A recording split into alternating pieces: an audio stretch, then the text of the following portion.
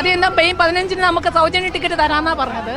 പക്ഷേ അത് ഒരു കാരണവശാലും നടക്കുന്നതായിട്ട് തോന്നിയില്ല. ഞങ്ങൾ അങ്ങ് ഒന്നിച്ചിറങ്ങി മഹിളാ മോർച്ച ഇറങ്ങിയാൽ നടക്കാത്ത കാര്യങ്ങളൊന്നുമില്ല.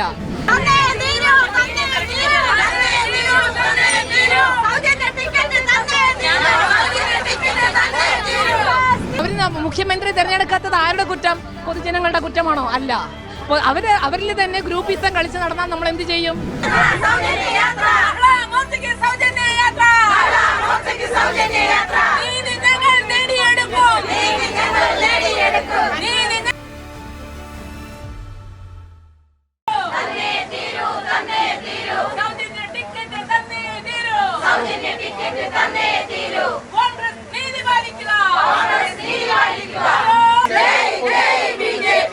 നമസ്കാരം. കോൺഗ്രസിന്റെ തെരഞ്ഞെടുപ്പ് വാഗ്ദാനങ്ങളിൽ ഏറ്റവും പ്രധാനപ്പെട്ട ഒന്നായിരുന്നു KSRTCയിൽ സ്ത്രീകൾക്ക് സൗജന്യ യാത്ര നടപ്പിലാക്കുമെന്നുള്ളത്.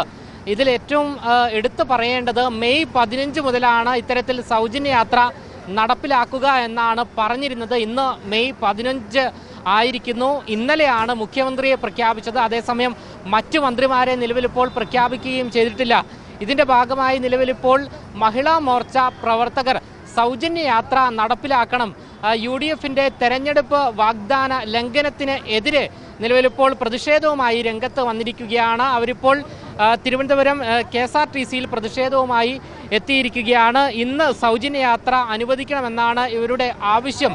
നിലവിൽ ആറ്റിങ്ങൽ ബസ്സിൽ ഇവർ കയറി നിലവിലിപ്പോൾ പ്രതിഷേധം കടുപ്പിച്ചിരിക്കുകയാണ്.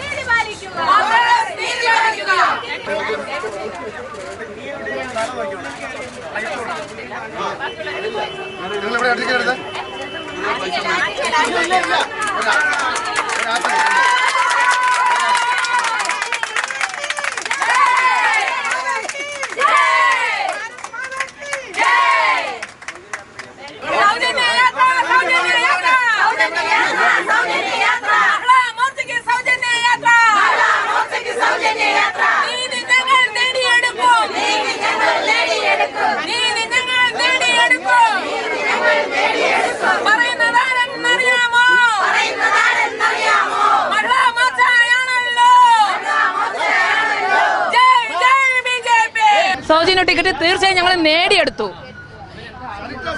ആദ്യം എന്താ മെയ് 15-ന് നമുക്ക് സൗജന്യ ടിക്കറ്റ് തരാമെന്നാണ് പറഞ്ഞത്. പക്ഷേ അത് ഒരു കാരണവശാലും നടക്കുന്നതായിട്ട് തോന്നിയില്ല. ഞങ്ങൾ അങ്ങ് ഒന്നിച്ചിറങ്ങി മഹിളാ മോർച്ച ഇറങ്ങിയാൽ നടക്കാത്ത കാര്യങ്ങളൊന്നുമില്ല. ഞങ്ങൾ ഒന്നിച്ചിറങ്ങി സൗജന്യ ടിക്കറ്റ് നേടിയെടുത്തു.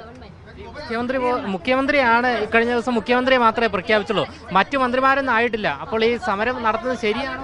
ശരിയാണ്. മുഖ്യമന്ത്രി തിരഞ്ഞെടുക്കാത്തത് ആരുടെ കുറ്റം? പൊതുജനങ്ങളുടെ കുറ്റമാണോ? അല്ല. അവരിൽ തന്നെ ഗ്രൂപ്പിസം കളിച്ച് നടന്നാൽ നമ്മൾ എന്ത് ചെയ്യും?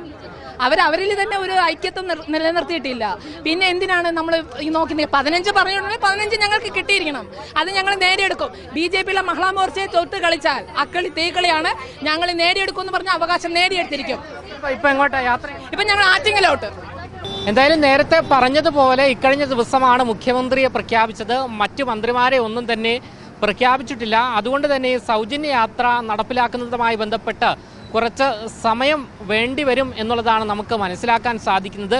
അതേസമയം തന്നെ മുൻപ് നേതാക്കൾ പറഞ്ഞിരുന്നത് മെയ് 15-ാം തീയതി നടപ്പിലാക്കുമെന്നാണ്. അത് നടപ്പിലാക്കാൻ പറ്റിയൊരു സാഹചര്യത്തിലല്ല നിലവിലിപ്പോൾ പാർട്ടിയും സംസ്ഥാന സർക്കാരും നിലവിലുള്ളത്. പറഞ്ഞതുപോലെ മറ്റു മന്ത്രിമാരെ പ്രഖ്യാപിക്കാത്ത സാഹചര്യത്തിൽ ഈ ഒരു പദ്ധതി സൗജന്യ യാത്ര നടപ്പിലാക്കുന്നതിനുള്ള സാങ്കേതികമായ ബുദ്ധിമുട്ടുകളുണ്ട്. അതേസമയം തന്നെ ഇക്കഴിഞ്ഞ ദിവസമാണ് ഈ സൗജന്യ യാത്ര നടപ്പിലാക്കുന്നതുമായി ബന്ധപ്പെട്ടുള്ള ആദ്യ നടപടിക്രമം ആരംഭിച്ചത്.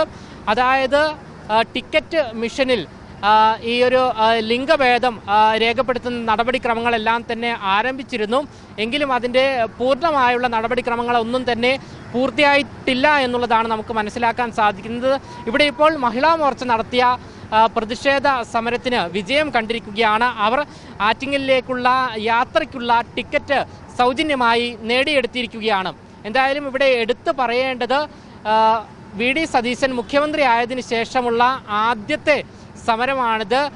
പ്രതിപക്ഷ പാർട്ടി എന്നുള്ള രീതിയിൽ ബി.ജെ.പിയുടെ ആദ്യത്തെ സമരമാണ്. വി.ഡി. സതീശൻ മുഖ്യമന്ത്രി ആയതിനു ശേഷമുള്ള ആദ്യത്തെ പ്രതിഷേധ സമരമാണ്. ഇതൊരു സൂചന മാത്രമാണ് എന്നുള്ളത് തന്നെയാണ് ബി.ജെ.പി. നേതൃത്വം നമ്മളോട് വ്യക്തമാക്കുന്നത്. ക്യാമറമാൻ ആഷിക്കിനൊപ്പം അമൽ രുദ്ര, മറുനാടൻ മലയാളി, തിരുവനന്തപുരം.